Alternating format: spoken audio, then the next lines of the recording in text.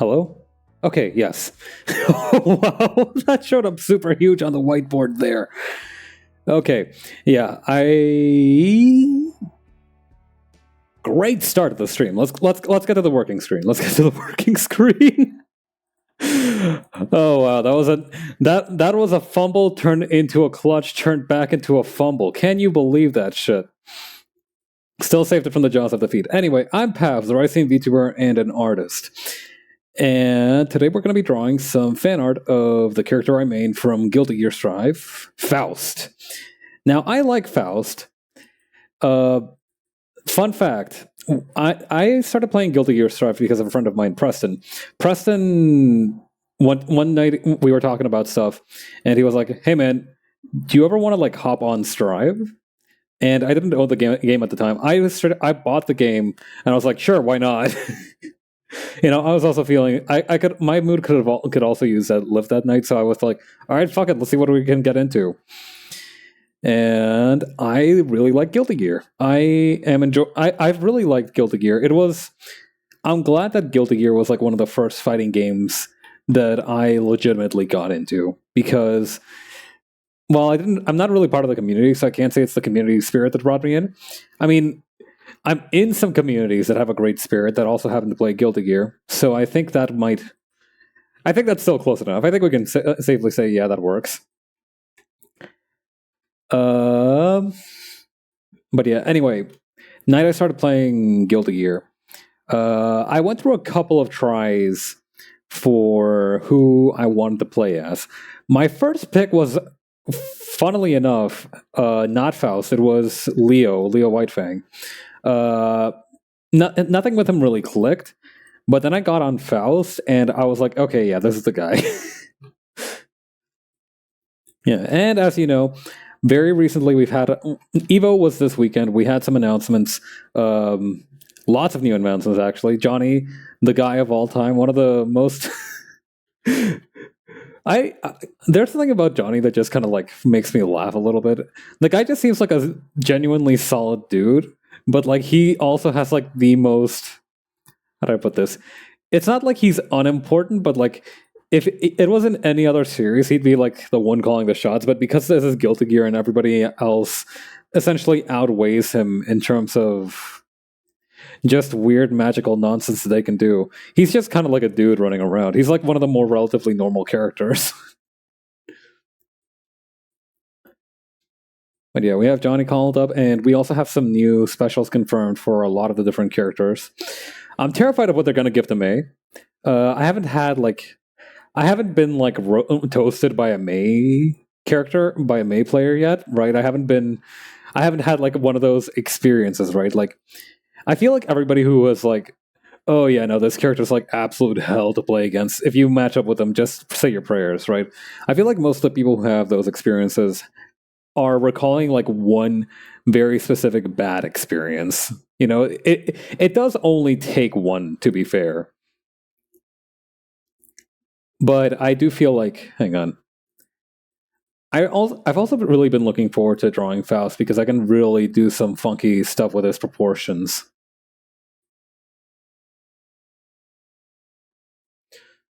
Gonna give him the yaoi shoulders. Really? Legs not that long, actually. Legs can actually be a little bit shorter. Big neck, really kind of long giraffe neck. Kind of a small head. Head definitely on the smaller side. Yeah, I think with this, our Faust homunculus is complete. Actually, we can make his legs just a tad longer, his arms just a tad shorter.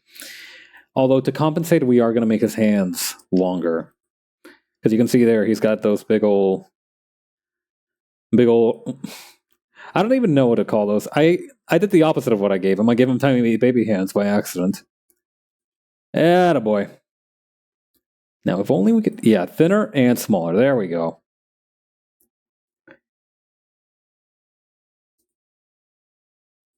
Can I make that neck any thinner? Yes, we can! And maybe just exaggerate the shoulders just a little less. Yeah, he's also kind of just skin and bone. You know, he's got some sinew to him, but like mainly skin and bone.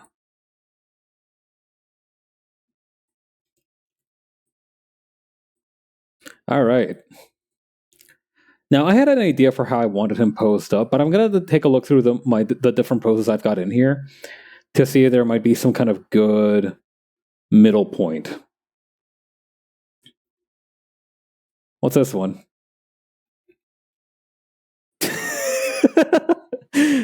All right, that one's kind of funny. I'm not gonna begrudge him that one, but that's not what I'm looking for.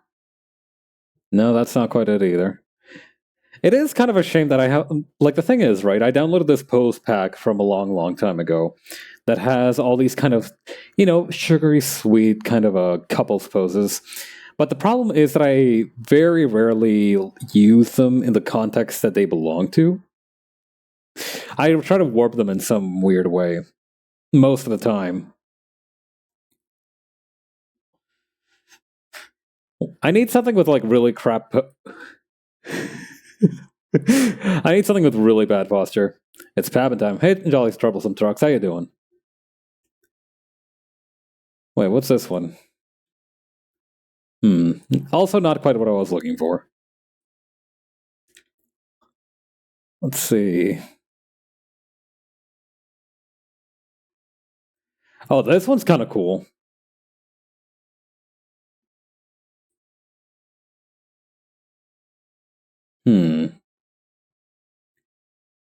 Oh, actually, we can really do something. I think we can work with this one. This one that's like, oh yeah, this is kind of a, what's the word? Bashful pose.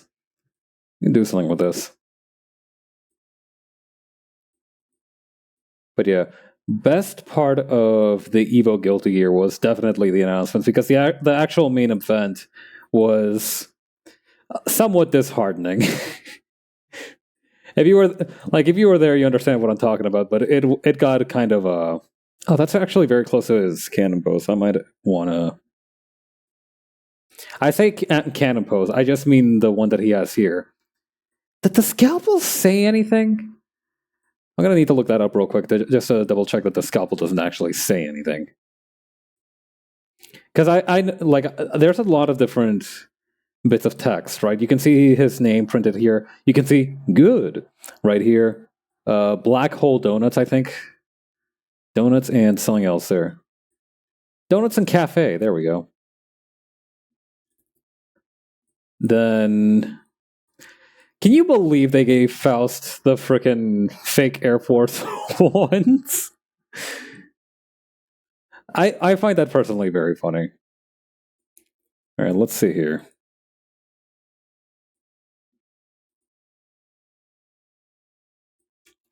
Scalpel.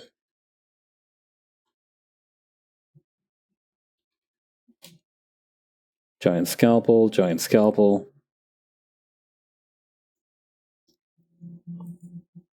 Faust's scalpel, here we go. An unnamed scalpel is a recurring weapon of the Faust in the Guilty Gear series. Okay, I don't think it actually has anything written on it except maybe again Faust. But yeah, I don't think it has anything written on it. Huh, good for him. That does make sense actually, because if you're a medical professional, even if you use a gigantic scalpel, which is completely impractical for any real world procedure, you're going to want to make sure that you're using a disposable thing, right? Right. You got to be able to ensure the safety of your patients.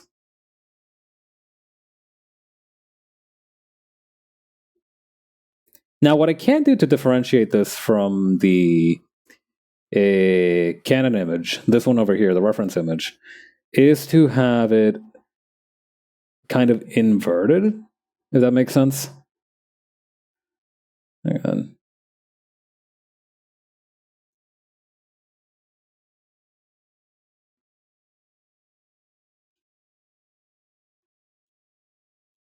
Hmm. Yeah, I managed. I'm really sad a little bit. I got a good night's rest last night, which is important for literally everything that isn't related to fighting games. And even related to fighting games, it's important to get a good night's rest. But the thing is, I went to bed just as like the feeling today. So I've been so far watched the Evo and saw some amazing news for fighting games. Right? Yeah, yeah, yeah, yeah, yeah. You know what? You were there. You know what I mean. I'm really sad that I listen. I don't regret getting a good night's sleep. That's something you should never ever regret. But I do regret going to bed immediately after the strive sets because those are like very underwhelming. And if I had stayed up literally like 30 minutes more, I would have seen the Street Fighter 6 sets, which were straight gas. Those were incredible. I saw those this morning. I saw the VOD for that this morning, and I'm like, my God. Those were like absolute madness. The thing is, right? I remember watching high level Faust gameplay once upon a time. I remember trying to, when I was trying to get better at this character, I remember watching like high level professional gameplay of him, and I had one of those moments where you're like, okay, now I understand. Wait, no, that's just a pose from the picture. Damn it! What if I just stood him up kind of straighter? How about that? Anyway, I had one of those moments where you're like, okay, now I get it. I understand the principles of this character. Like, my. How would I call this? Like, I felt like I had a revelation about how the character was supposed to operate that just was not there during the Street Fighter 6 sets, but I was able to, like, see just, like, how high of a level these guys were at. It was. Because I understood it to some extent, I was way more impressed. I think my favorite fight was Menard versus Haitani because the absolute because I'm aiming to be a Luke main myself, right? The Menard Meta versus Haitani was absolutely bonkers. My favorite fight of the entire thing.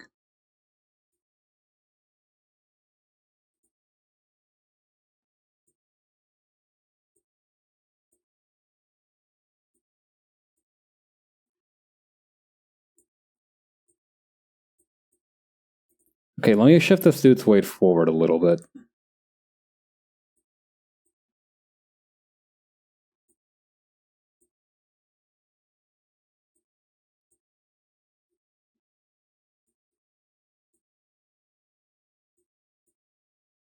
Okay, there we go.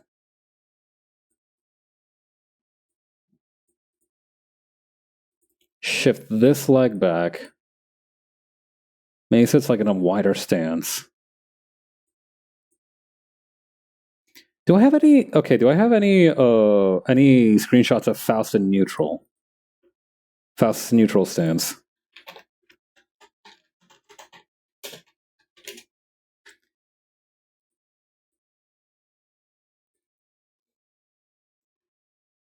Nope, nope, nope. Those are all normals. There we go. Here's my boy. God, he looks so menacing for what's really just a funny little guy.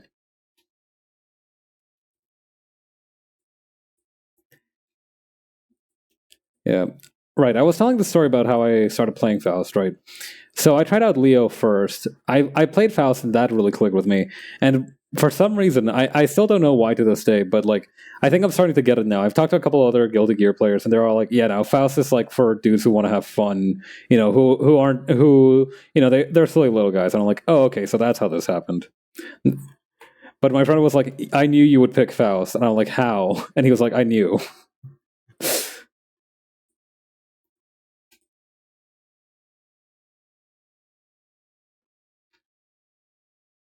So yeah, that's how I got my start with Faust.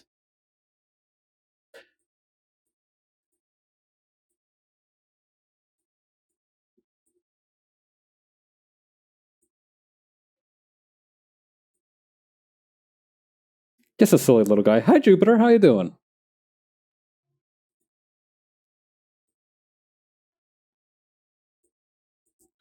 All right, we need this guy nice and loose. We can't have him like be too rigid. No like 100% on any of these sliders. We got to have him like very loose. Baghead brothers, baghead gang.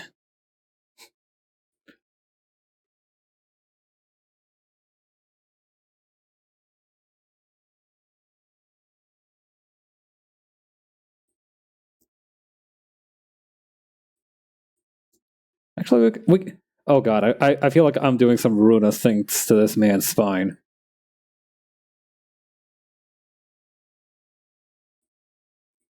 I don't even know what I'm doing anymore.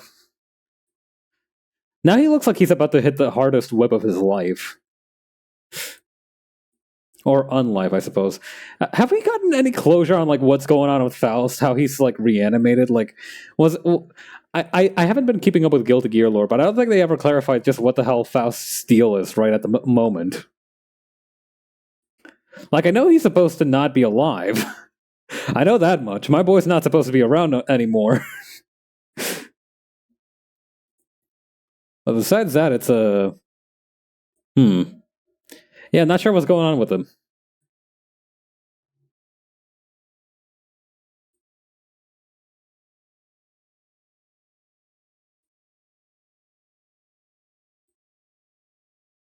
Well, whatever. He's just chilling. Until otherwise proven, I'm going to deem his medical status as merely chillin'. He's just vibing. Did you watch the new Spider-Verse? I did. I managed to catch it at theaters with a friend of mine a few weeks back. So good. You know, the thing is, right, the Spider-Verse movies, right, they're like one of those things where everybody's like, oh man, it's gonna knock your socks clean off. This movie will change your life. And you know, you go into the theater hoping, oh god, I hope I'm not overhyped. I really hope that I really enjoy this without the like burden of expectations. But then you get there and it's like, no, they are that good. Like those are some good ass movies.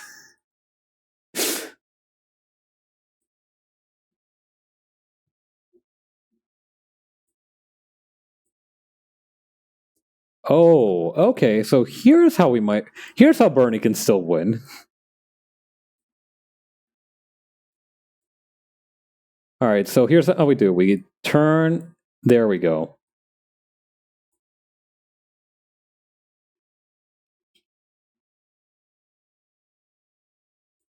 And then we just do a few more things with the hand. Just a few more things with the hand.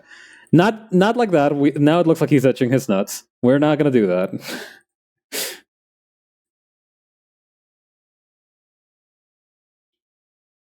But yeah, no. Spider-Verse, very good. I really enjoyed it.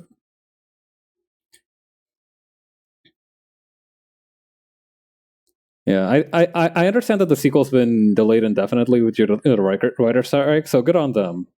Because I have heard things about like the production, right? That the production team for this particular movie, for that movie, had been, you know, really worked to the bone. So I'm glad that the strike is happening because like now they get a little bit of a rest.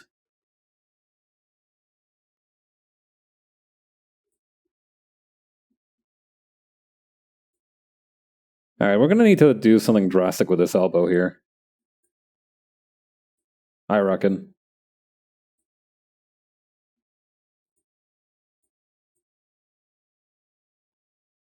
And perhaps the shoulder. Elbow and shoulder.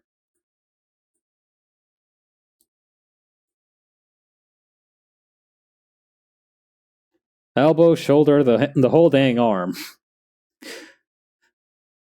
Yeah, I did recently hear that apparently there's like a set of there's like a group of on-set visual effects artists from the Marvel Studios who are also now striking. You know, they're trying to unionize right now. So that's gonna be an impressive hat trick if they manage to also get in there.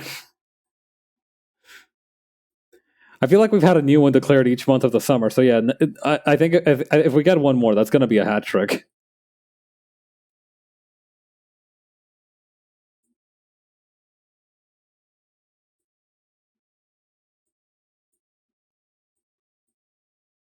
Yeah, a hat trick is what you call when like you get. Is it a turkey when you get 3 strikes in a row? Or is it called a hat trick? Because I remember the phrase hat trick from somewhere.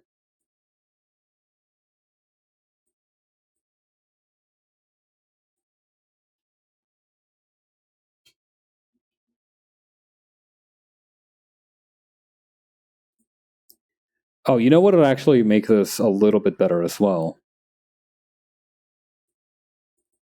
Let me turn this dude's body around like this. And then just for these last few bits.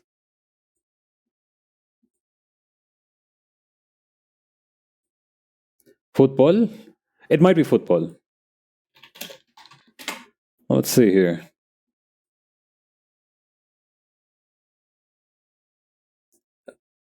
Yeah, no, they have hat tricks in like every sport. It's like a. It has a disambiguation page on Wikipedia. You know, association football, baseball, cricket, Gaelic football. That's never heard of that one. Handball, hockey, motor racing. Oh, 3 successive race wins. Okay. Water polo. Huh. Yeah, no, it just seems to be like a triple win. So I think it is like a general. It's a non-specific sports thing.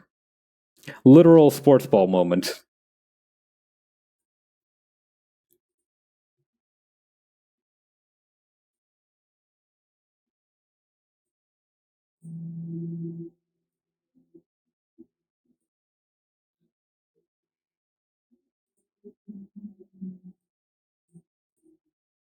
Okay, turn this around.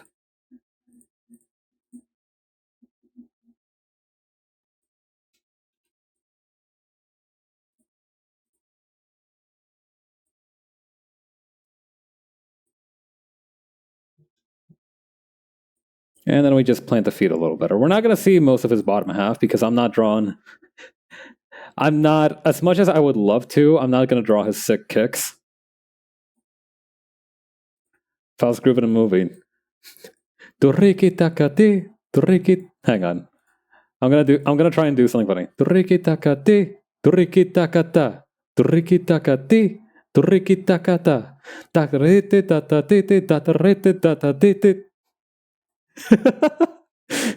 Let's go.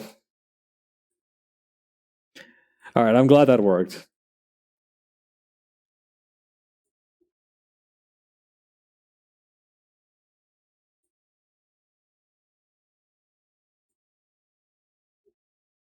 Okay, move this like this.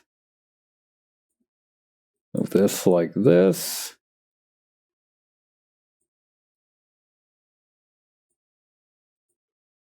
And then we can do something similar for this one, where we just kind of grab this, shift it like this, move it upward. Or actually move this down. Up, down, up.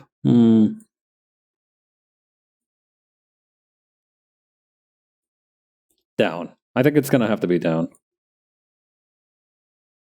The nice thing about Faust is that because he is just kind of an animated corpse, I don't need to worry so much about like the position of ligaments. Because if it looks unnatural, this is the Bigfoot stance, ain't it? Hang on. That's definitely yeah, that's a Bigfoot stance.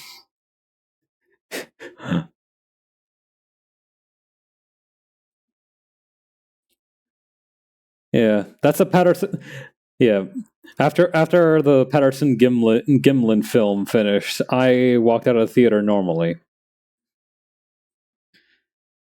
because they have the Patterson Gimlin film showcased at local theaters as part of the cultural thing, as part of a cultural festival.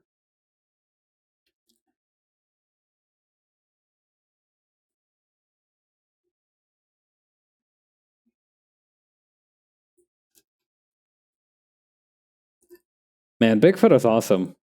I wish he wasn't propaganda made up by people who to make size 13 shoes. He said, having size 11 and a half shoes. God. It used to be a nightmare shopping for shoes for me as a child because, like, I have weirdly big feet. So it ends up happening that, like, whenever we buy like we bought shoes for me, I ended up outgrowing them in like a flash.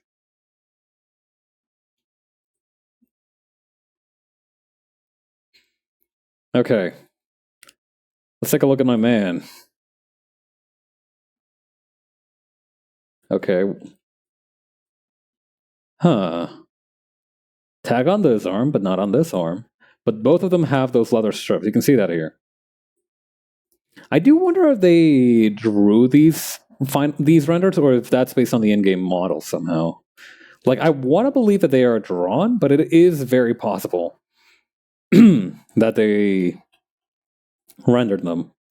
Like, I know I've seen enough Arxis work to know that I should not underestimate their actual capabilities vis-a-vis the ability to make things take place in 3D.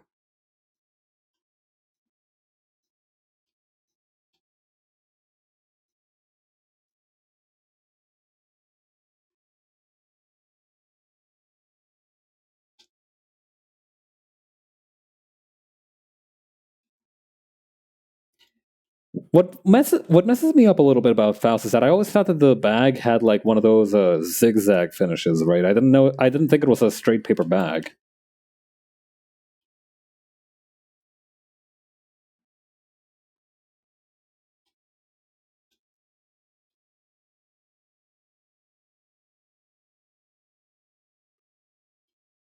There we go.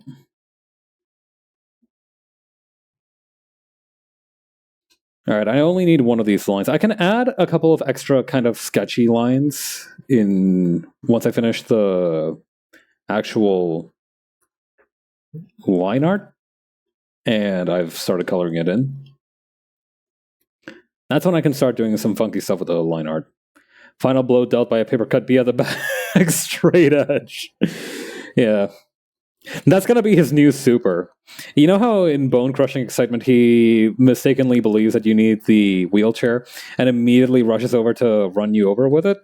That's gonna be the new equivalent of the Bone Crushing Excitement. He's gonna think that you're hyperventilating and will try to use heroically. He will try to use his own bag to help you, but like you're gonna get a fatal paper cut right there. That's gonna be an instant kill right there. Yeah, I talked to Daisuke Washitari himself. He told me that that Faust is gonna get an instant kill. Nobody else, just Faust. Yeah, he's gonna get an instant kill again. It's a special gift from me.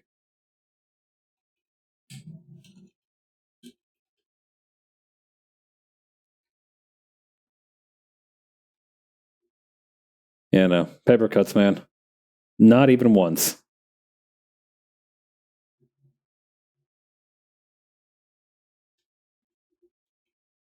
There's definitely been at least one dude who's died of like a paper cut, right?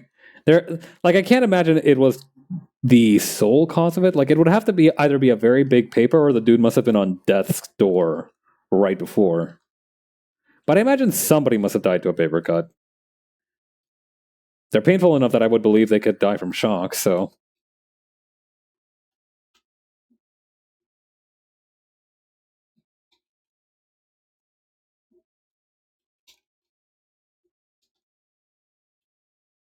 All right, and then we punch a hole through here.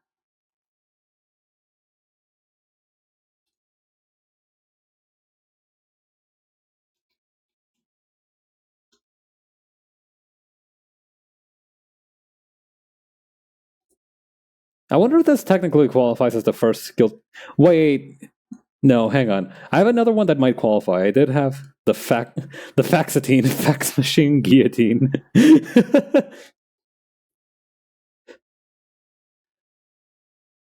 Yeah. Wasn't there like, hang on, wasn't there like an executioner's blade that had like something in Latin written on it? Hang on.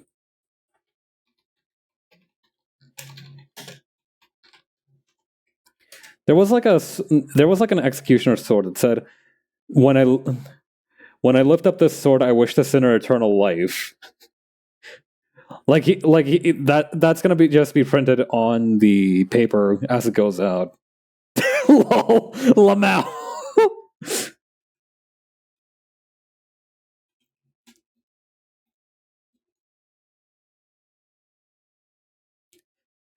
Yeah, you have to be in like the fourth or fifth highest rank.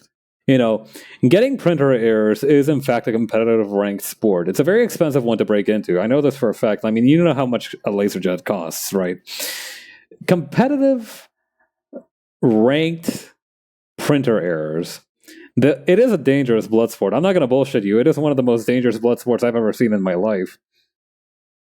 You know, you know how like most blood sports need like an underground arena for deaths to happen. This one's just like an accepted casualty loss because of precisely for these reasons.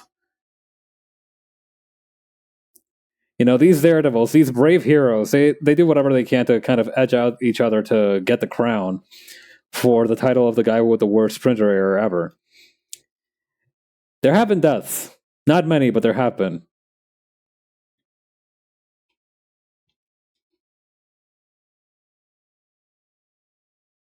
There has to be like some dude who has just had the worst printer error ever.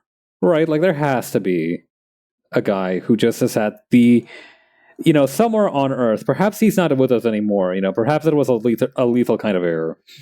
But there has to be, I want to believe from the depth of my soul, that there has to be a dude out there who got his shit rocked by a printer so hard that he almost didn't make it. Printer error. In parentheses, explosion.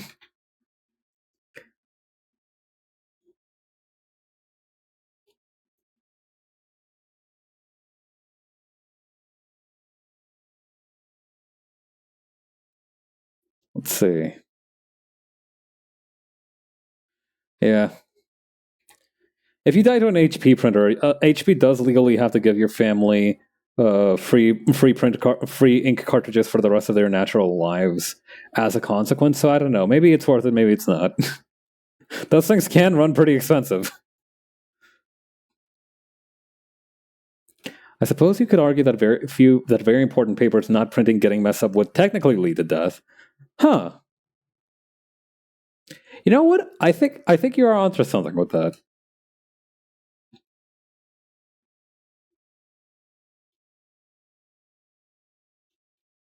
I think you might be cooking with something with that. Yeah, because you know, information, right? Knowledge, the data age that we live in right now. Information is much more valuable than any actual amount of money. You know, so in theory, being that you forgot to print out an important, potentially tide-turning document, I could believe that leading to some manner of swift and lethal and brutal execution.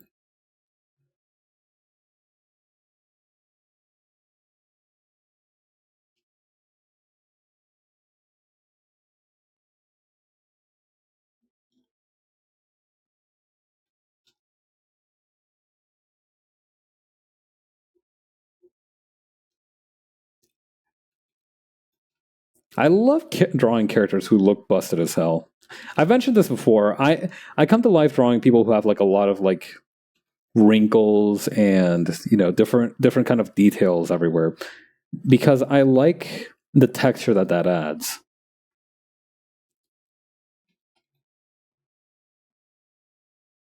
Counterpoint to myself: what if the printer hated you so much it just exploded? Like, yeah, the printer's just like getting all huffy and being like, "You haven't replaced my toner for months, motherfucker. Now guess what?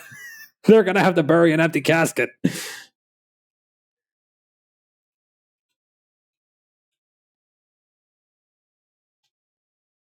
God. If the machine uprising does ever happen within our lifetimes, if we piss off the Internet of Things to the extent that we actually manage to make an enemy out of whatever kind of Gestalt creation of machinery we produce, I could very easily believe printers being like the inciting incident. Like, I'm not gonna lie, on a scale, if I were to make like a tier list of treacherous machines that would potentially betray humanity during the machine uprising, printers would be very nearly at the top. right? Like they would be like either at the top or very close to the top. I don't know who would be in second place even. Thermostats, maybe. Generic ink brand detected. Deploying flamethrowers. Oh, hey, Glock. How you doing? Welcome to the stream.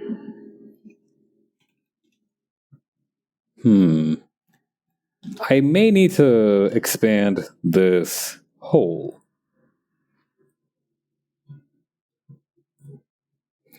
Wi-Fi connected 3D printer built a bomb to kill its owner.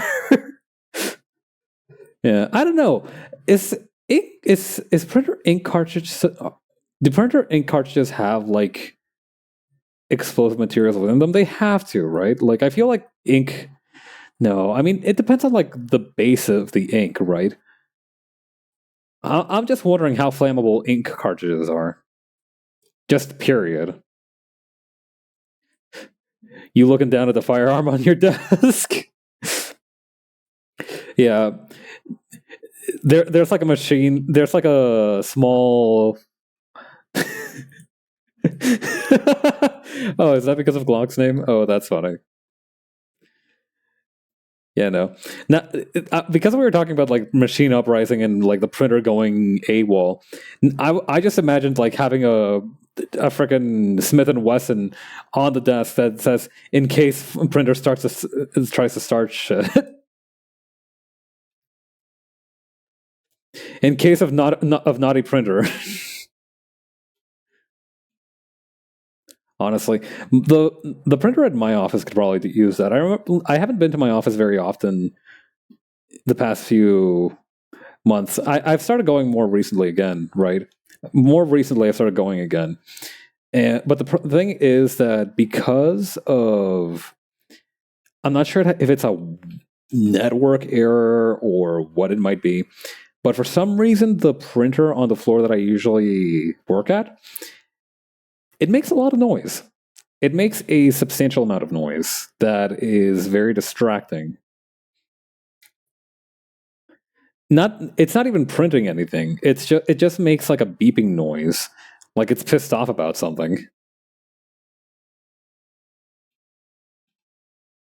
I mean, to be fair, if I was a printer, I'd also be pissed about a lot of things, but that's mainly because I'm kind of a complainer.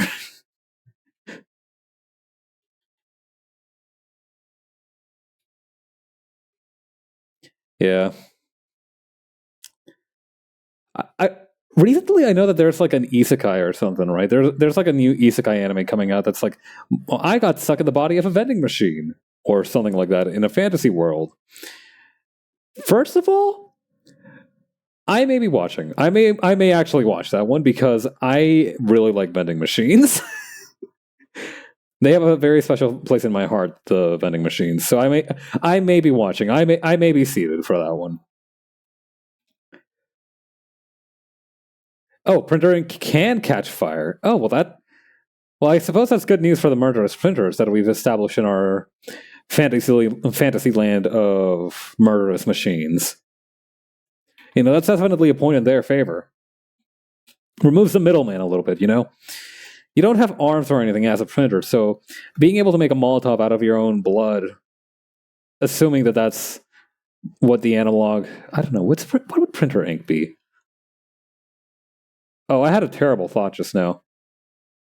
It's something. Okay, so printer ink is something that you only get if you get it filled first, and if you don't get any ink, you start to run dry after a little bit. It's not analogous to blood.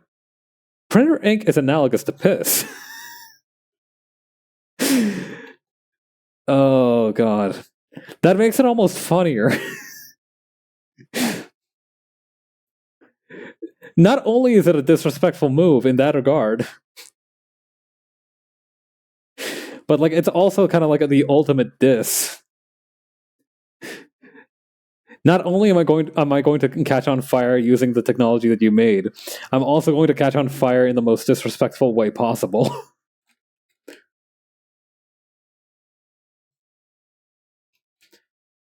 All right, I've been managing to more or less. Hang on.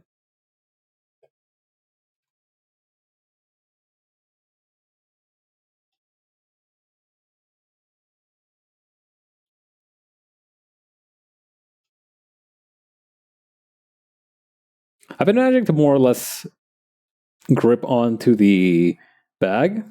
Kind of learned a new move in Mortal Kombat 13-12 and 13-2. I don't know anything about Mortal Kombat. I think the most I know about Mortal Kombat is the movie that came out for it. I watched that. I think I remember being very young at this point. I can't have been older than like 13 or 12. So, my memories of that time are still hazy. A printer spitting out one last page that just reads bone crushing excitement before it blows up your entire building. Yeah, no. It's like the Humbas from Street Fighter 6, right? They like it just spits out like an ASC2 middle finger before just rocketing towards your shins at bone-breaking speed.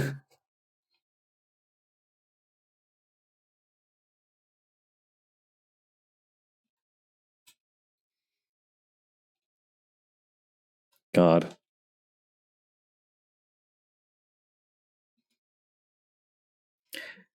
Do you guys remember that one GIF of a dude getting hit with a keyboard, and with the keyboard's destroyed keycaps and a dude's tooth, it spells out the FU?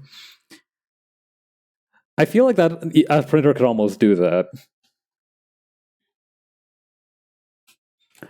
Man, now I kind of want to see like what happens when like industrial scale printers have some kind of accident, because I kind of feel like that's it's either going to be something that's not going to be funny at all, or it's going to be one of the most Looney Tunes shit imaginable.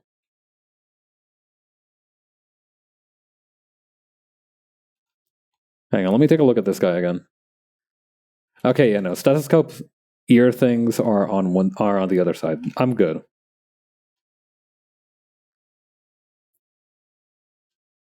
There we go.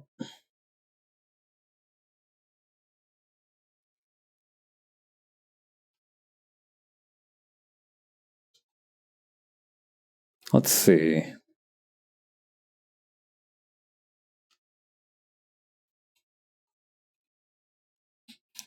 All right, how ripped is Dr. Faust anyway? He's very lean, so I don't imagine he's not actually meaty, so to speak. Like it's all sinew and stuff. It's hard to make decent pecs in this environment, but I shall simply have to make do.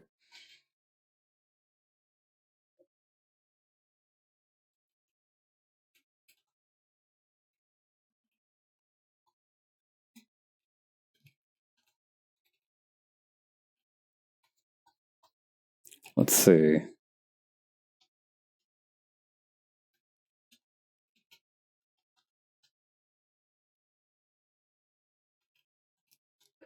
Okay, that's gonna go like this.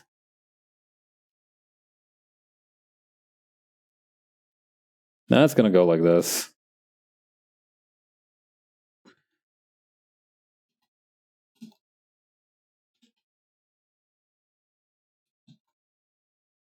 Let's see. Oh yeah. Speaking of, okay, so Faust pulls up at the beach with a six pack, but only because he's so dehydrated. It's like he's got that vacuum sealed. Uh, yeah, he's got that dry aged Wagyu washboard abs. It's the newest thing. Everybody's been doing it.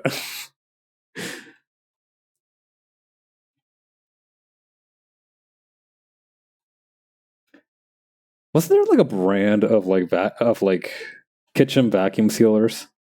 I remember like seeing those things on Google Foods. That dude who does all those dry age experiments. Body like a dried out cactus. Call me King Tut the way my shit is dehydrated.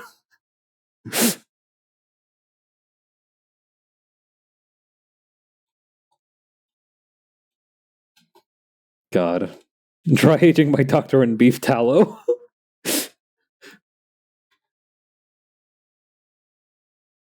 God, it'll even have like a. Okay, quick question: are there any canonical cannibals in Guilty Gear? I think there are people who look like they eat humans, but I don't. Yeah, that's how he's still alive. They dry aged his ass.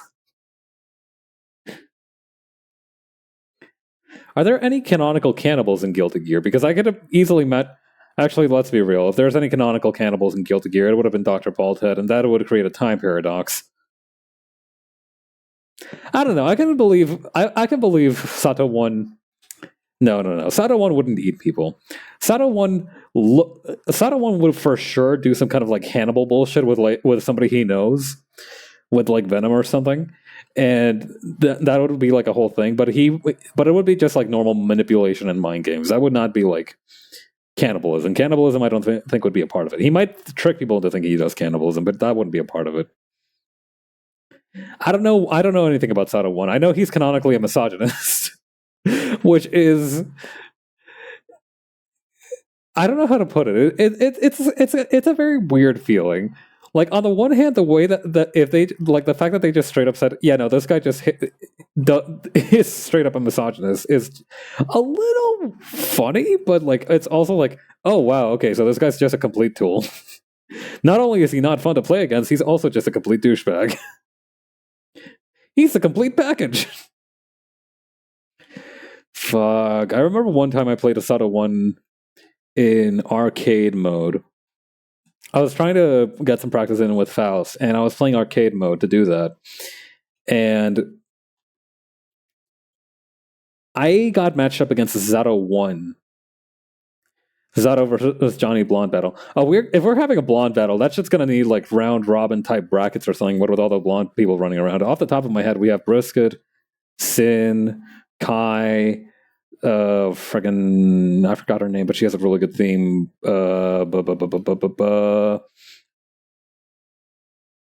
What's her name? Milia. We have Milia. What else is blonde? Yeah, Milia. Milia Rage. We have Milia. Do we have any other canonical blondes in here? Okay. Is Louis Goldfinger a blonde, or is he just like a silver fox? Like he just has very light hair, so I don't know if he's like blonde. So it's very possible that he's just silver fox. But he might also count. Grayed out? Yeah, okay.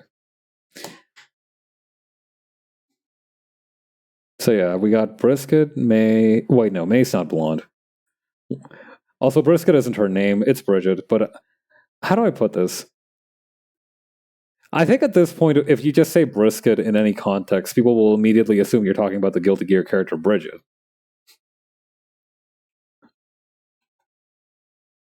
Which I think is a good thing, perhaps. I don't know.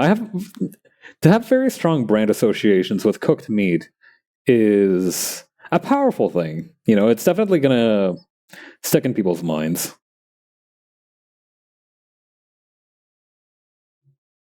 Fitting with the topic of cannibalism. Do not eat brisket. Please don't chew on the nice young lady. Her life is hard enough as it is. Any 7 to 9 character word starting with B is Bridget. Yeah.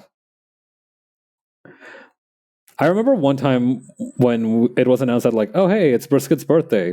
I was like throwing down my sandwich and walking away. Yeah. No more brisket sandwiches, unfortunately. Sorry, I don't make the rules. I just enforce them.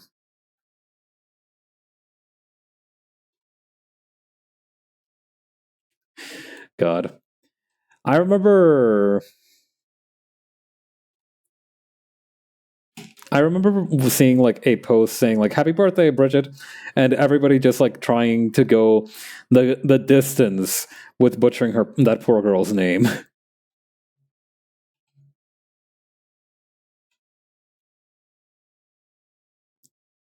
I think I threw my hat. The hat I threw in the ring was saying happy Bridge Day birthday. What's my preferred cut of barbecue? That's a good question. I'm a big fan of any sausage. Most sausages I'm a big fan of.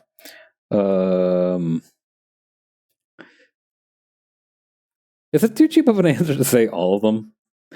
I haven't met a piece of meat that I didn't want to eat. Is the thing. Liver, chicken heart. You know, I have a lot of big faves in terms of protein.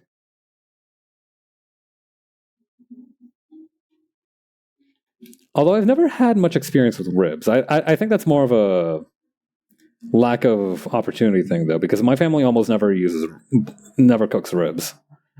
I'm looking at a Dickie and his hair, and it's supposed to read gray, but it does have a warmth to it. Huh. Hang on, let me look this up.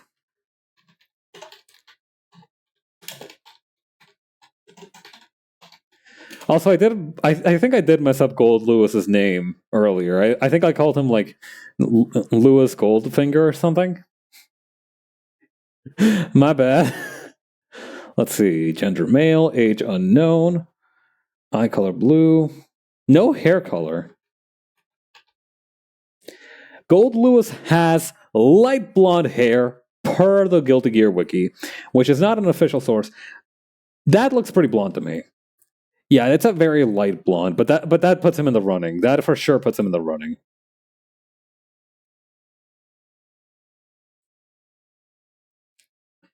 So yeah, we've got okay. Let's count them up, shall we?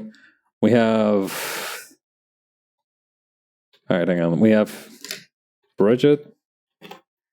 That is an awful font to write with. Where's Pacific? Where's my Pacific font? All right, we got Bridget. We have Kai. We have Sin. We have Milia. We have Sato. We have, now that we are aware, Gold Lewis. That has to be like more than half the cast already, right? Like that's way too many people to be blonde. Am I missing anyone? I feel like I'm missing someone. Let me look up the Strive roster real quick.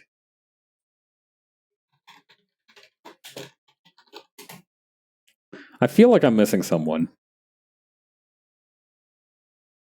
Ramlethal. Can't believe I forgot Rami. Ramlethal has blonde hair. Who else is in here? Frickin' what's his face? The zoner, Axel. Axel has blonde hair. Leo has blonde hair. Is that already half? Okay, let's see. All right, we got one. Okay, we have 1, 2, 3, 4, 5, 6, 7, 8, 9, 10, 11, 12. We have 24 current characters. Of those that I have counted so far, 1, 2, 3, 4, 5, 6, 7, 8, 9 have blonde hair, which gives us a blonde to non-blonde ratio of 37%. So almost 40%. 40%, almost 40% of the cast of Guilty Gear Strive are in some way, shape, or form blonde. Absolutely terrifying. Ugh.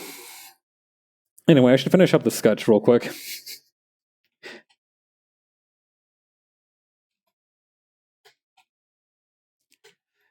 And with Johnny coming in. Wait, no, hang on, hold up. With Johnny coming in, I think that maintains the ratio actually. Hold on. So 10 out of 25. No, that's a solid 40%. 40% of the Guilty Gear characters announced to date are blonde. Damn. A lot of little blonde dudes running around, huh?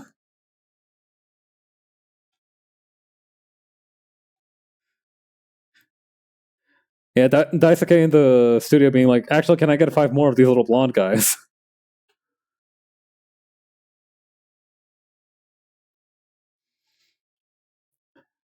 I don't know what characters they're going to have for the rest of Season 3. I know that we have at least 3 more characters in the works.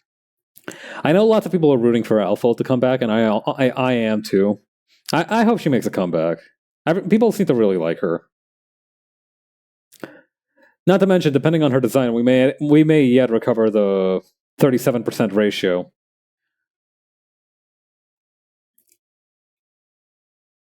Mecha Cliff. Leave Peepaw alone. He's worked so hard. He's so tired. He had to work so hard raising Testament. Let the man rest.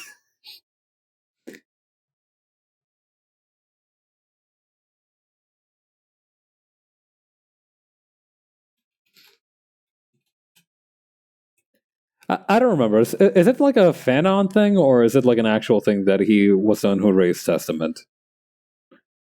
It has to have like at least some part in truth, right?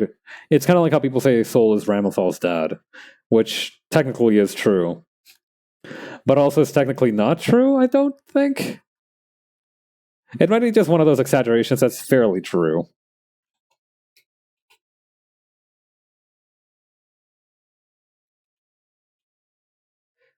One of those exaggerations that just kind of fits.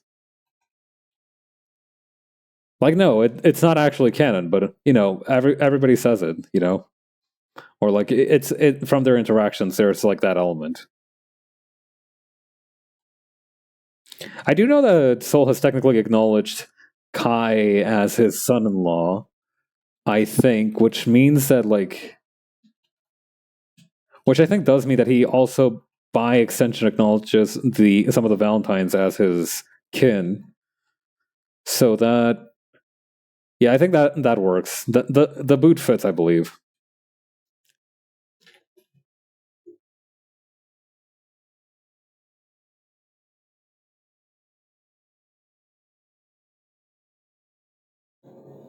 Actual adoptive father, yeah. I mean, to be honest, it's probably a good thing that Ram is being raised by whoever the hell is raising Ram, because let's be real. We've seen it through Sin what happens when Soul tries to raise a kid. So, Sin, God bless his heart, is such a nice kid, but I think that's more because he's Sin and less because Soul raised him.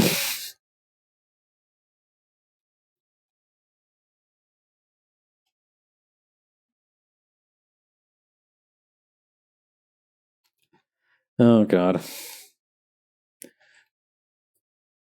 Isn't Sin also supposed to be only how I forgot if he's just supposed to be weirdly youthful or something.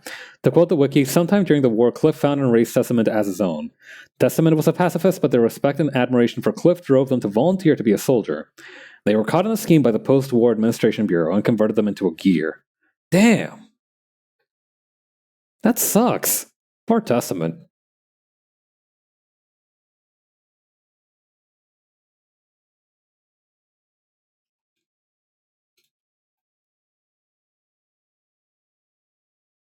All right, there we go.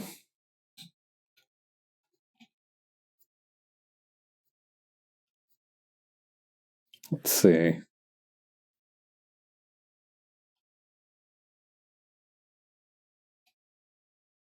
Okay. Just a little bit of extra meat right here. Let me feel my arm here. Okay, if it's like that, then yeah, the meat is kind of in the middle here.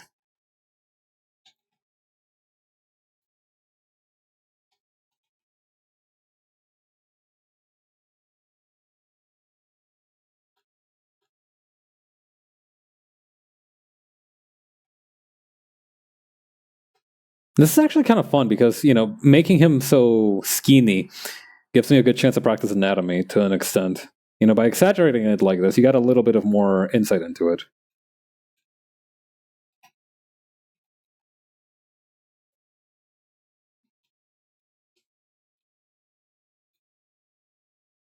Although I do kind of want to thin this out just a tiny bit.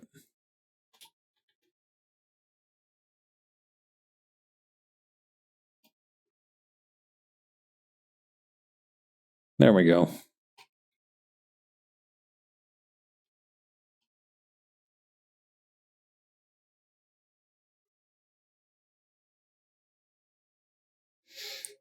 Let's see. Tricep. Damn it, I wish I could have gone to the gym more often. I'm still recovering a little bit from my dental surgery, so I can't really go full ham on the gym yet. To be fair, it's been a while since I've gone full ham, period.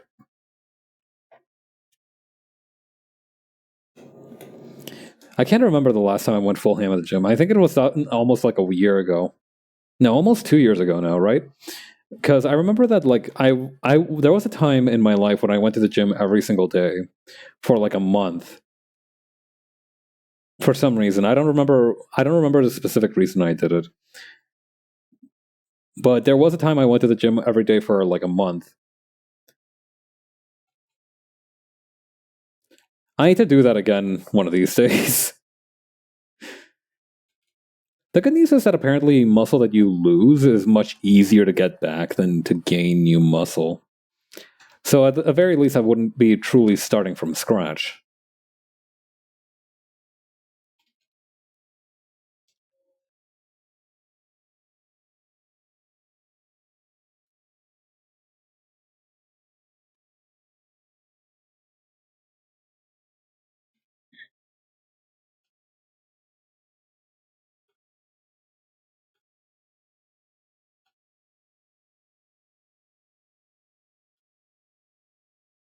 Okay, there we go.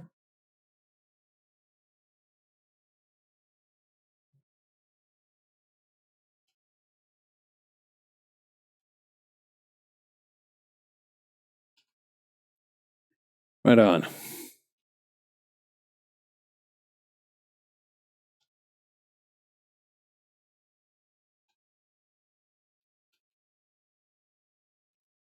Okay, he's got fairly loose sleeves, which is going to make this tricky.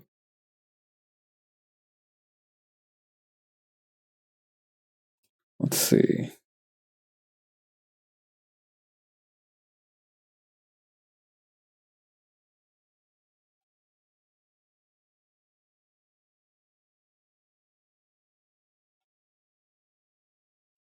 Okay, this arm I think doesn't have a tag, but the other one does.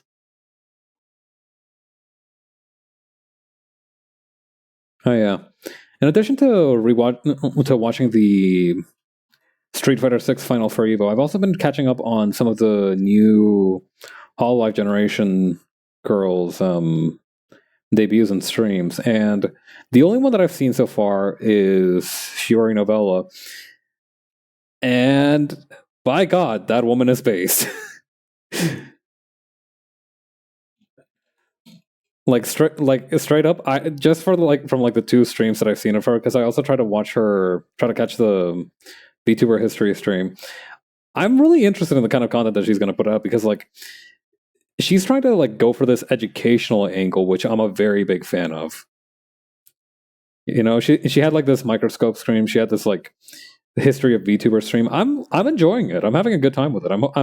I can't wait to see more of that. Because like I also like I get that, right? I also like teaching people things that they didn't know about. One of the more consistent things that I do on this stream is like, hey, have you heard about this weird historical dude who showed up out of nowhere one time? I like telling people about these things that, you know, might be new to them or they might have heard about. So I really like that. I kind of look forward to seeing what her take on that kind of thing is.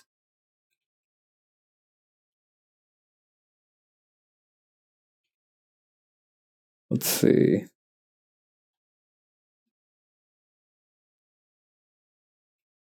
Okay, this one has a little tag somewhere around here.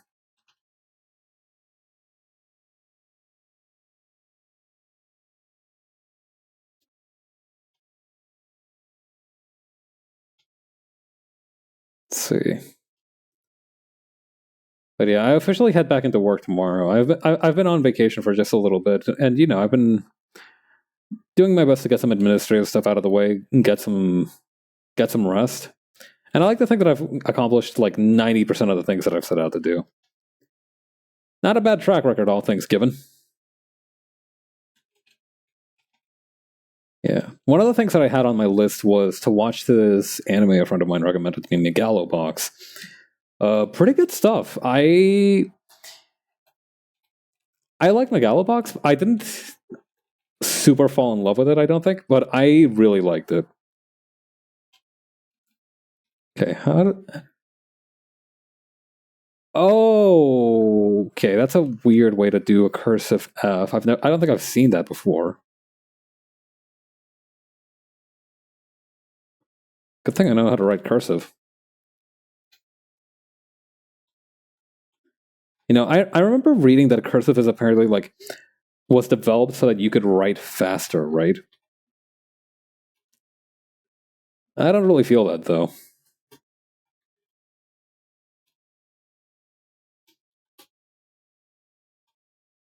Like maybe it's because it took a lot of effort for me as a kid to learn how to write it. But like, I remember when I was in elementary school in Ecuador, they were like, okay, yeah, write in cursive. You should try to write in cursive. Write in cursive. It was a big emphasis, right? But the thing is, when I moved cities, yeah, given the old Dr. Scribble, God, you don't even want to look at Faust's handwriting after he's become a corpse. What was once barely legible is now completely chicken scratches.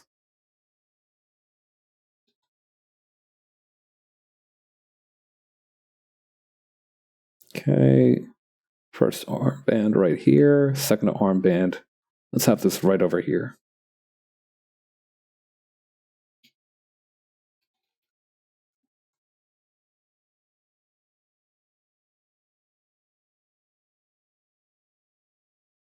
Wait, no, hang on, that's not going to work.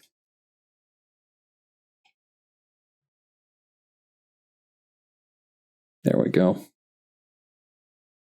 But yeah, once I moved to my new school, they were like, "Yeah, no, we need you to write in print," and I was like, "Yes, yes, my God, finally!"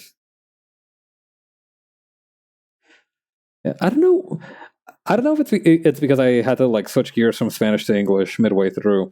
I remember having a lot of difficulties learning to write properly. Makes sense to see you're picking up your pen less, but I wonder if it actually works out with legible yet fast print versus cursive. The thing is, right, I'm guessing that cursive is on the whole more legible than really fast print. Because I've written really fast print. I think that being a little monk dude or whatever with a cool pen sped things up. Yeah, that'll do it. When the literal jump point of your profession is to just write stuff down, you kind of have to get good at that sort of thing. These Bibles ain't gonna produce themselves. the Holy Scriptures shall not replicate themselves, Brother Pablo.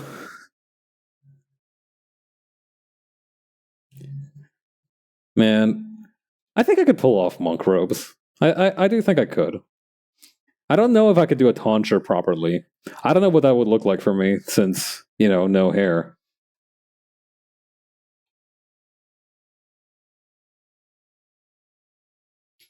I remember that one Tumblr post that somebody was like, "Hey, can you do a more monstery take on 2D from Gorillas?" And being that they read it a little bit too fast, it ended up being 2D from Gorillas as a monk instead, because monastery as a typo. Kind of ink glides more than a ballpoint. Oh, yeah, that's a fair point.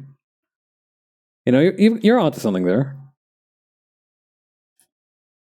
I don't know, but then you also have to deal with the offset, right?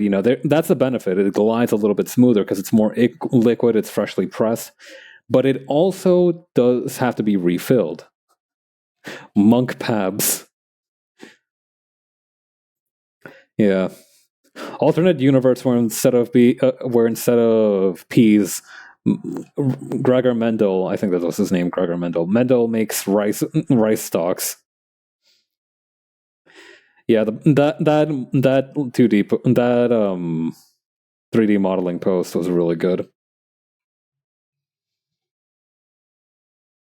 Yeah, that's something that I try to spend my time doing today. I've tried to level up my 3D modeling skills a little bit. Try to get more comfortable with like subdivisions and everything. It's been an uphill battle. It's been a bit of an uphill climb, not gonna lie. But little by little I'm getting better. I mean, I am Catholic is the thing. I was very much baptized is the thing.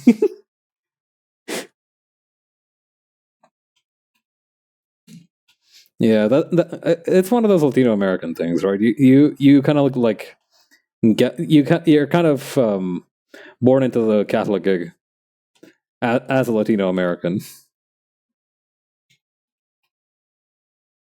Yeah, I don't know if I don't know how many Latino Protestants there are running around. Actually, come to think of it,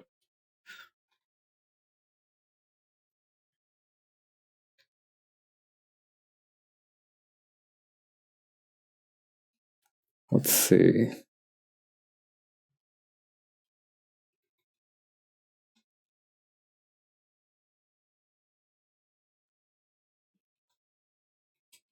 Okay, does he have any things at his side?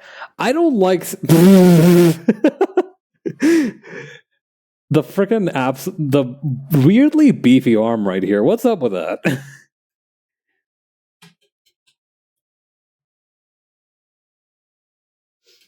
I do. Wait, Faust's birthday is on like the 21st of August, right? Maybe I should hold off on publishing this until then. It'd be a bad thing to take this one slowly, after all. When it comes to coloring, at least.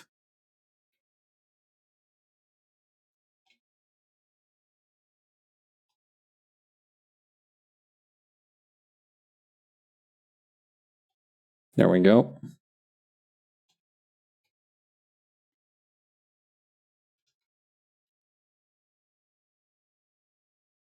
Oh yeah, I read recently that apparently in Microsoft Teams. So if you've used Zoom, right, you know that like video conferencing can be a difficult thing. There is a Microsoft version of the product called Teams. It's used a lot in like different office spaces for a variety of reasons. It's got a lot of useful functions. Where do you work out? The library. Blinding bald head flash. That's a good one. That's really good. Yeah, just just dazzle him with that tonsure.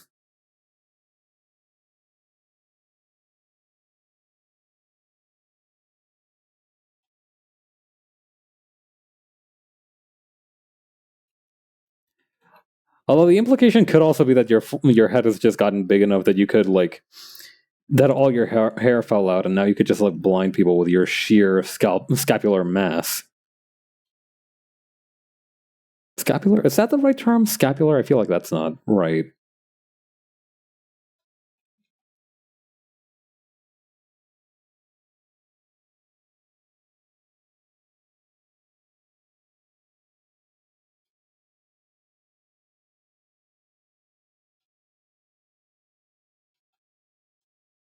Okay, maybe around here.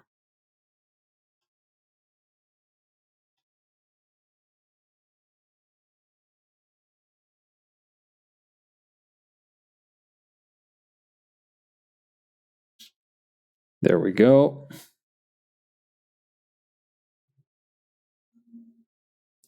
Bald head large enough to blot out the sun. Yeah. I'm not supposed to talk about this, but I did hear of a secretly discussed Roman military tactic, only spoken of in hushed voices, you see, that they would call the Latin doesn't translate very elegantly into English, but essentially it was called death by ego. So what you would do is that you would get one of your homies, right? You would get like one of your Roman homies, and you would gas him up. You would really just make him feel good, right? Like, little compliments at first, like, "Hey man, I really like your toga today," or, "Oh man, is that a new amulet? That I am so jealous."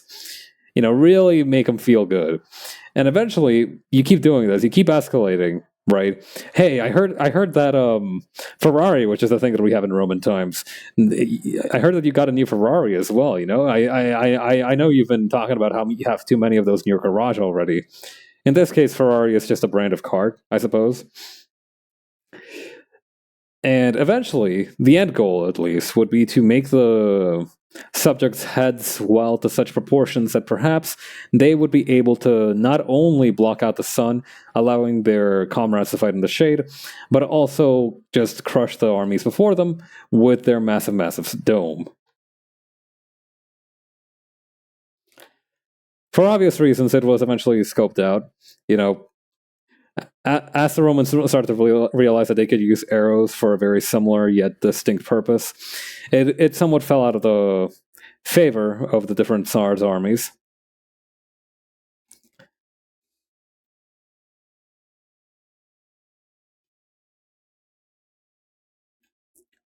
Let's see.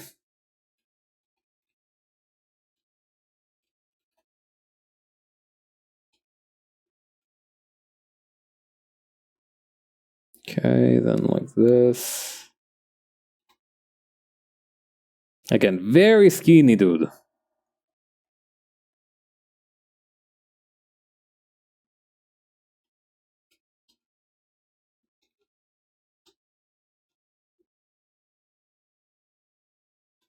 Okay. So now my thing is that I need to expand him to the extent that you're not going to be able to see his legs, because I mean, I could do some kind of framing stuff around the bottom there, but I don't want to draw legs. More specifically, I don't want to draw that syringe contraption. So we're going to do a little bit of a cheat.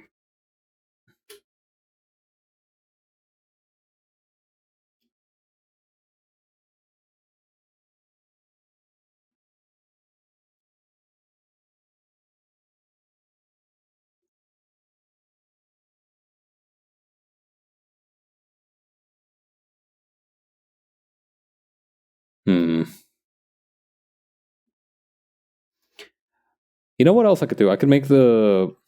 First I can drag this guy down a little bit.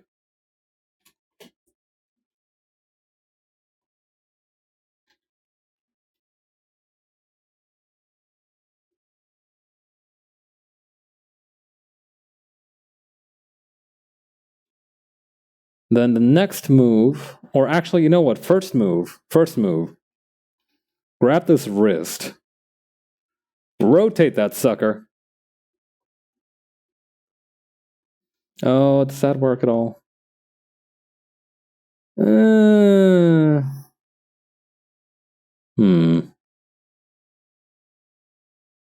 Not really, huh? So if I want to keep that sweet hand, I'm gonna need to add the pants. Got the moral quandary.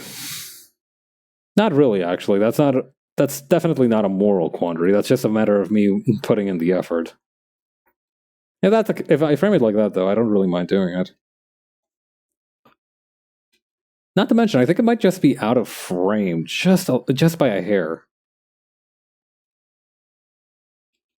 Sadly, I am gonna need to give Faust the flattest ass known to mankind.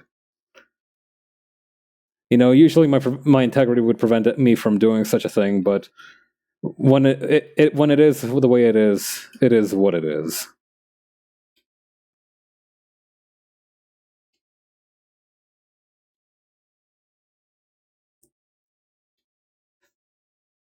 Listen, I'm sure there's an audience for that, but I'm not trying to find it, if you understand.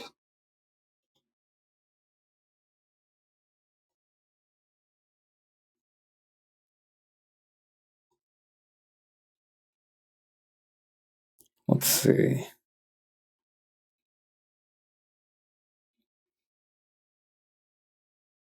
I wonder what that says on the back there.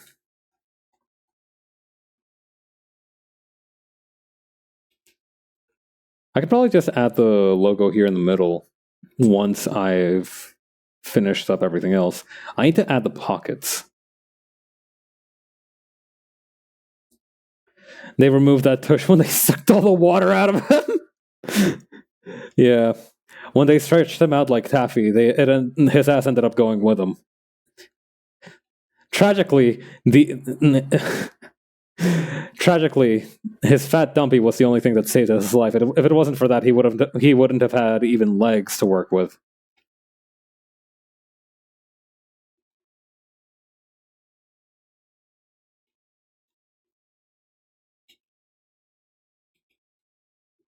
They sucked out his Botox too. His Botox?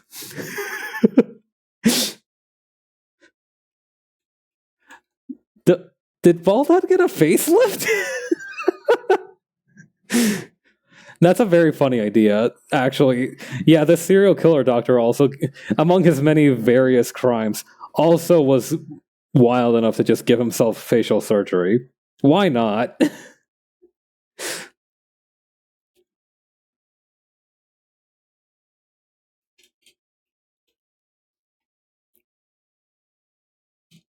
Man.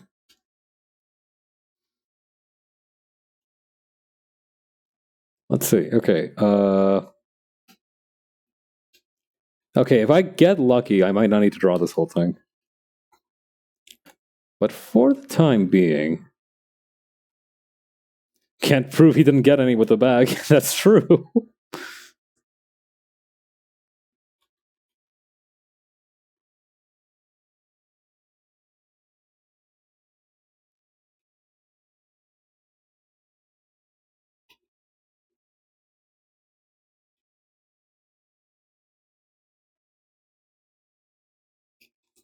Okay. Very interesting set of pants. We've got like a kind of triple pleat going on here.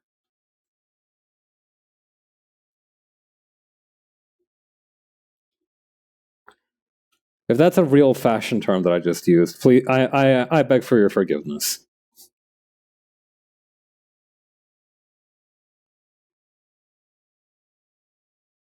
Triple pleat.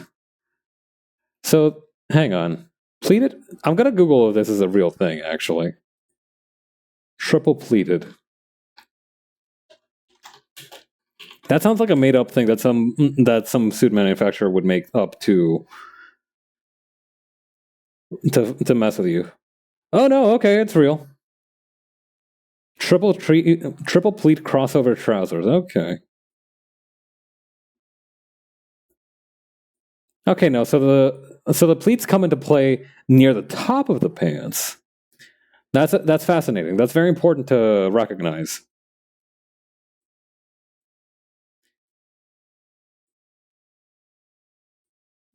Let's close some of these out.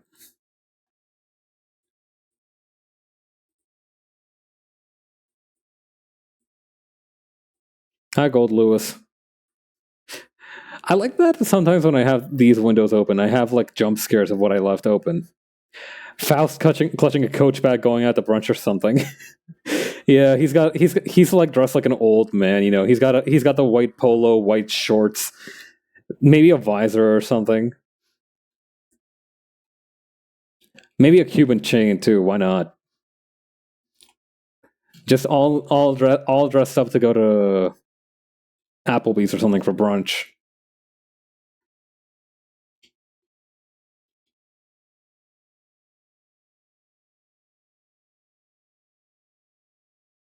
Yeah, if I remember correctly, the reason he got dry aged like this, dry aged and stretched out like taffy, is because he tried to protect Delilah or something, right?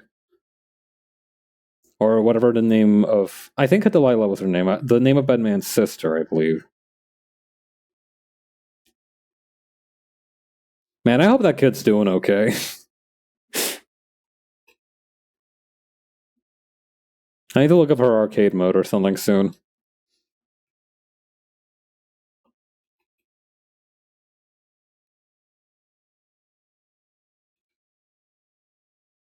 Okay. So we've got... Let me... Actually, hang on. I keep going up here. Let me bring this down here.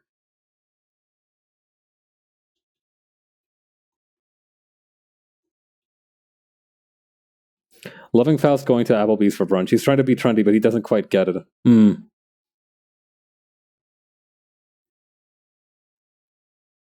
Yeah, Faust at the Cheesecake Factory, just befuddled by the amount of options on the menu. I will be having triple lasagna.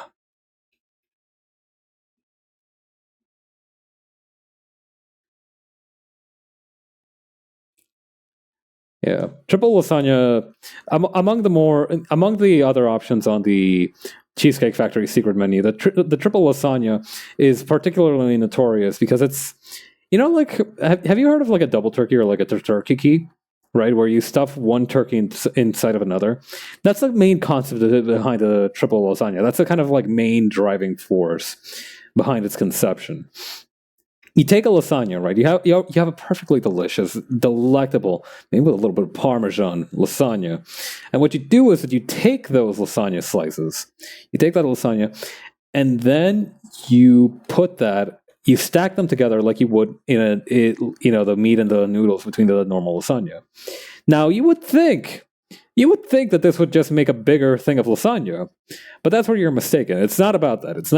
That's not right. It's not what it's about, because you see, within each of the layers of the triple lasagna, well, no, at this point we're only at the double lasagna stage.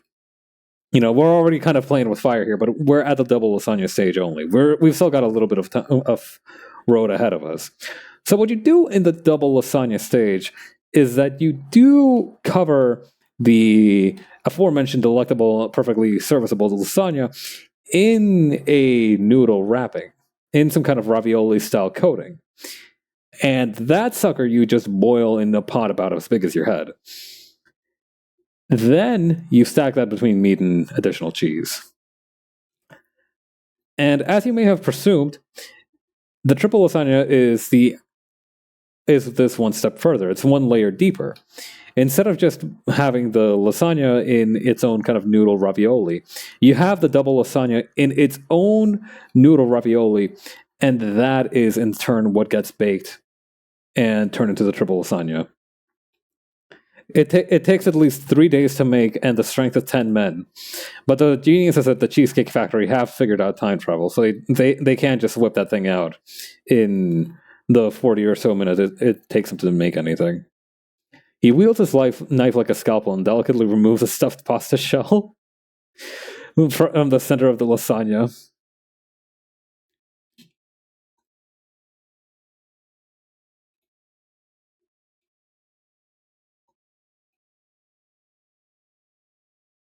Okay, we got this part here. We got this part here.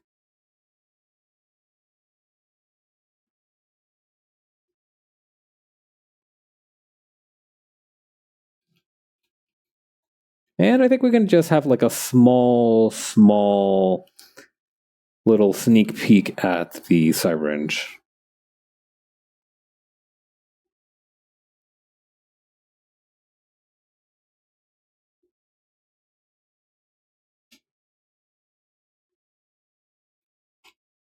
Let's see.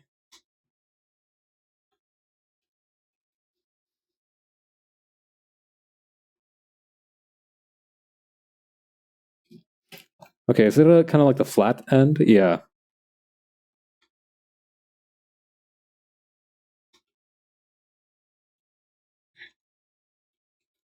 I wonder, right, if you had the kind of time investment to do it, I wonder if you could somehow port one of the Strive models into Clip Studio Paint.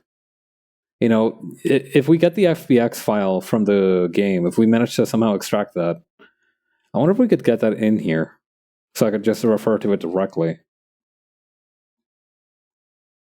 Oh, right, we also need to finish the scalpel.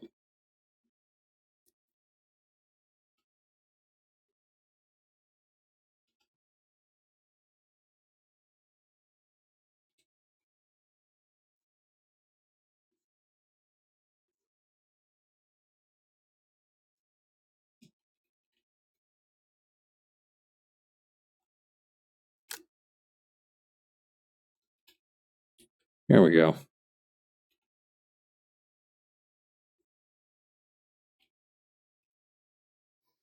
We can just move these guys a little bit further back.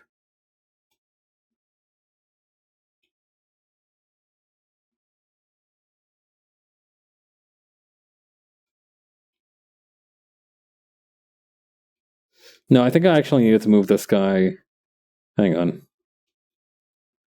This would have been better somewhere around. We'll use the edge of the fingers for this.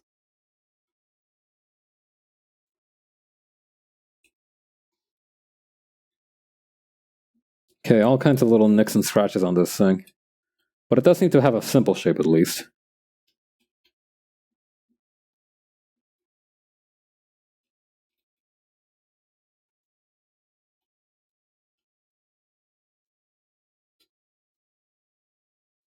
Man, shading the metal on this thing is going to be a beast of a challenge. I relish it, though. I like that.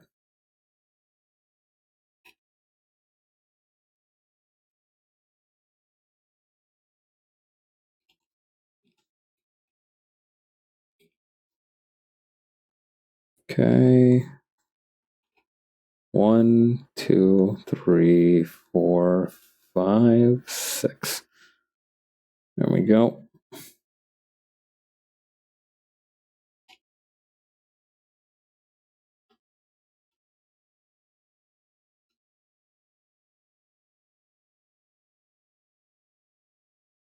Then like here.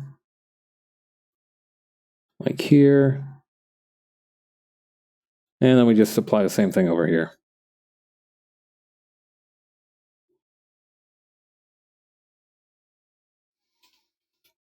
Okay, and boom, boom, boom. You make my heart go boom, boom.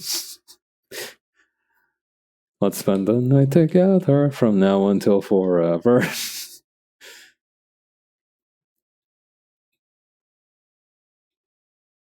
Man, I found out the other. I got in the mood to listen to some Venga Boys the other day, and I found out that they have an entire universe for the music videos of their songs, where they have like tokusatsu transformation sequences and everything. I kid you not, the Venga Boys is a tokusatsu, is a Sentai group. Well, no, Sentai already means group, but yeah, the Venga Boys have have tokusonas. They've beaten us to the punch by a few years.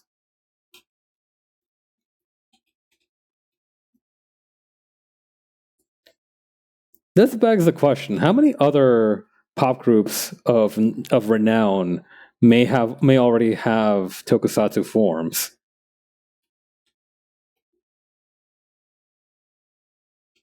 And if they don't, how can we change that? How can we convince them to hop onto the tokusatsu train?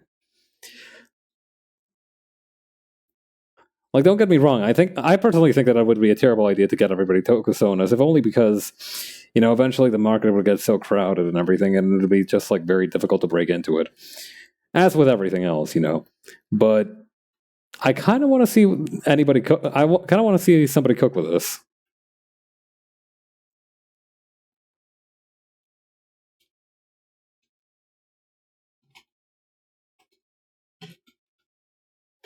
Let's make this knife part a little bit bigger. There we go.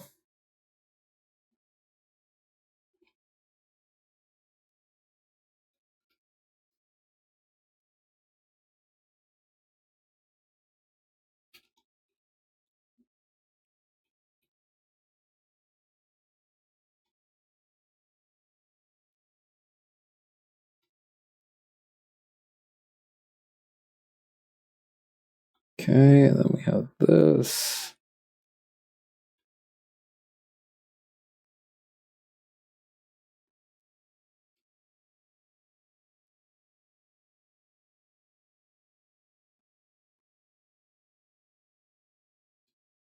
And then upside down we have black hole donuts. I need to find a PNG of the black hole donuts cafe thing. If not, I can find some font to do it.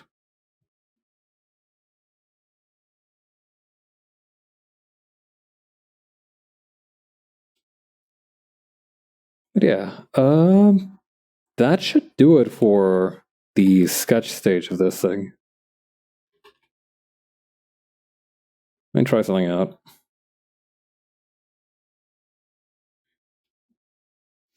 Yeah, that's looking nice. Maybe we can even do something like, once I get into the shading stage, I could do some cross-hatching here to really give it a kind of demented look.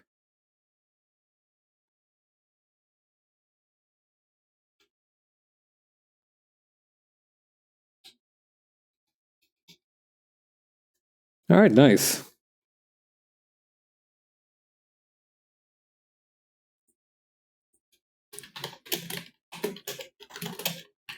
I do think that's going to be it for tonight, though. I am trying to go to bed a little bit early today. Let's see if there's anybody streaming right now. Oh, right. Hitsuji is having some kind of subathon. We can go say hi to Hitsuji real quick. But yeah, other than that, thank you all very much for coming by. I really appreciate it, and I hope you have a great week. See you later. Bye.